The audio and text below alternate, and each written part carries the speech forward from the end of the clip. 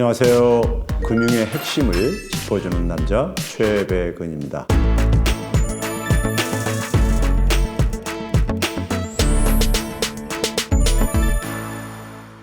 담보자산도 별로 없으신 분들, 그러면서 신용등급이 7등급 이하들은 은행에서 대출을 받기가 힘든 현실입니다.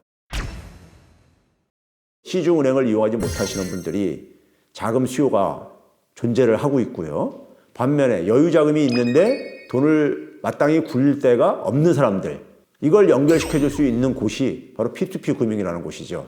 이게 그래서 대부업으로 분류됩니다. 개인 대 개인이 돈을 빌려주고 빌려 쓰고 그러는 거니까요.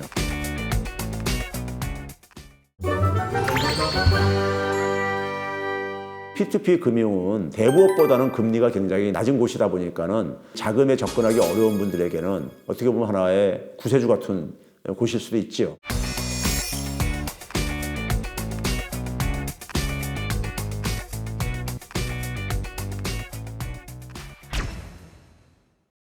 (2018년) 말로 제가 기억하는데요. 그 당시에 P2P 금융을 취급하는 업체들 중에 검찰에 고발도 되고, 그리고 피해액이 그러니까 뭐 1,000억 원 이상을 이렇게 발생했다는 이런 이제 그 보도가 나온 적도 있었어요. 투자 자금들을 가지고 튀는 이런 사례들도 생기고 있고요. 그리고 물려막기식으로 하다가 이제 파산하기도 하고, 사기 혹은 그다음에 이런 횡령 이런 피해들이 그러니까 발생할 수 있는 가능성이 굉장히 높은 곳이 이 P2P 금융입니다. 이건 왜 그러냐면은 대부업에 대한 그러니까는 금융 감독 기구들의 이 규제와 감독이 우리가 전통적인 그러니까 은행이라든가 이런 금융회사들보다도 좀 취약해요.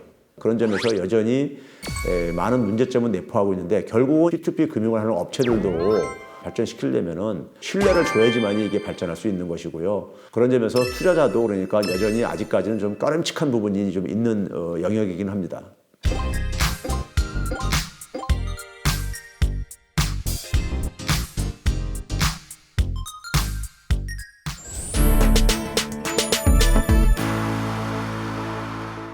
사실 마이너스 금리는 경제학책에 없는 얘기예요. 마이너스 금리를 도입한 나라가 있고 안 도입한 나라가 있어요. 미국은 마이너스 금리 도입 안 했어요. 그런데 유럽이나 일본은 마이너스 금리를 도입했어요. 그럼 왜 미국은 도입을 안 하고 유럽이나 일본은 도입했는가? 이것에 대한 이해가 먼저 필요해요.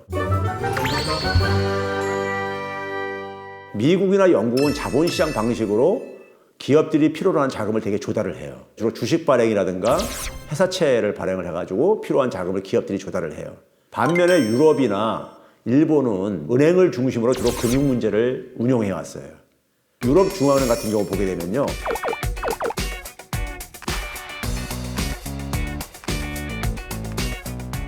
중앙은행이 기준금리를 마이너스로 내리게 되면은 일반 시중은행한테 영향을 미쳐요. 고객들이 돈을 요구할 때 대비해가지고 준비하는 돈을 가지고 우리가 지불 준비금이라고 합니다.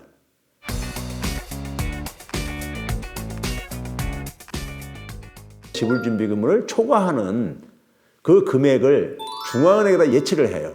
그래서 중앙은행이 어떻게 하느냐? 시중은행이 중앙은행에 예치하는 돈에 대해서 마이너스 금리를 적용을 해가지고 중앙은행에 예치를 못하도록 하는 이런 이제 수단으로 되게 활용들을 하고 있는 게 마이너스 금리의 의미라고 생각하면 되고요. 그럼 목적이 어디에 있느냐? 금리를 낮추게 되면 돈을 바깥으로 밀어내려고 하는 겁니다. 시장으로요. 돈을 많이 풀겠다는 얘기예요. 해외 수출로 돌파를 하려고 자국의 통화 가치를 떨어뜨리는 목적이 사실 여기엔 배경에 많이 깔려져 있습니다.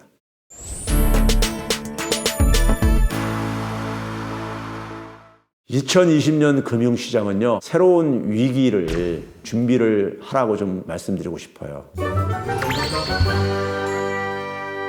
산이 높으면 골도 깊다는 말이 있듯이 금융시장이 굉장히 지금 취약해지고 있다, 이런 얘기들을 많이 하고 있어요. 저금리 속에서 돈이 엄청 많이 풀렸습니다. 그리고 그 돈이 금융시장이나 자산시장으로 많이 흘러들어갔어요. 미국 같은 경우는 주식시장으로, 그리고 우리나라 같은 경우는 부동산시장으로 많이 흘러들어갔습니다. 그래서 그게 그만큼 이제 거품을 만들어놨다는 얘기죠. 그러면 결국은 그 조정이라는 것이 그러니까 올 수밖에 없어요. 불확실해지는 금융시장을 항상 그러니까 주목을 할 필요가 있고요. 그래서 2020년은 금융시장을 너무 믿지 말라고 좀 저는 말씀드리고 싶습니다. 여러분들이 평상시에 금융에 대해서 궁금한 점이 있으면 항상 노크를 해주시면 감사하겠습니다. 그러면 친절하게 설명을 드리도록 하겠습니다.